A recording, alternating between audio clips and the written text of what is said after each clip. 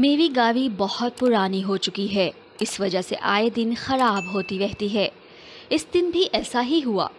گاڑی خراب تھی اور اس لیے مجھے جیسے ہی تنخواہ ملی گاڑی کو اپنے مکینک کے پاس لے گیا۔ مہنگائی اتنی ہے کہ بہت دیکھ بھال کر خرچ کرنا پڑتا ہے۔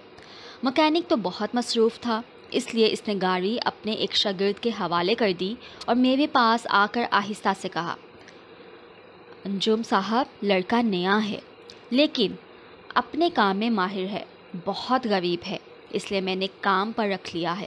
مجھے تو کام سے دلچسپی تھی، چاہے کوئی بھی کرے۔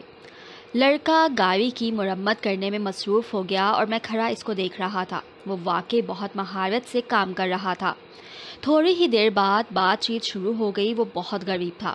ماں گھروں میں کام کرتی تھی، باپ بیچارہ فالج کا شکار تھا اور کوئی کام نہیں کر سکتا تھا۔ ایک بہن تھی جس کی شادی کرنا تھی، اس کی شادی کے لیے پیسے بھی جمع کرنے تھے۔ میں اس کی باتیں سنتا رہا اور اس پر ترس کھاتا رہا۔ اچانک آواز آئی، اللہ کے نام پر کچھ دے دے بیٹا۔ دیکھا تو ایک فقیرنی تھی جس کا ایک ہاتھ بھی کٹا ہوا تھا۔ میں نے اپنا پرس نکالا، 10 روپے کا نوٹ تلاش کیا لیکن نہیں ملا، نہ میرے پاس سکے تھے۔ معاف کرو اماں، میں نے کہا اور سوچنے لگا کہ میں تو خود مہنگائی کا مارا ہوں، میں زیادہ پیسے بھیک میں نہیں دے سکتا۔ فقیرنی اداس ہو کر آگے بڑھ گئی۔ مکینک لڑکے نے جب اسے جاتے دیکھا تو آواز دے کر روکا، اماں رکو۔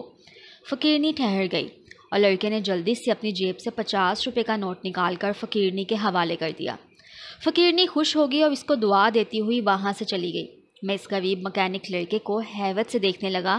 50 روپے کا نوٹ، 50 کا نوٹ تو میرے پرس میں بھی تھا لیکن میں نے فقیرنی کو نہیں دیا۔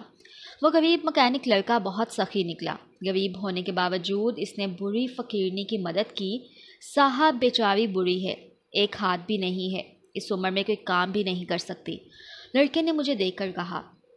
میں لڑکے کی بات سن کر حیران ہو رہا تھا اور مجھ جیسے لوگ اپنے اوپر ہزاروں روپے خرچ کر دیتے ہیں لیکن اگر کوئی مانگ لے تو 5-10 روپے سے زیادہ پیسے نہیں دیتے۔ مجھے لڑکے کی سخاوت پر فخر ہونے لگا اور اپنے آپ سے شرمندہ ہونے لگا۔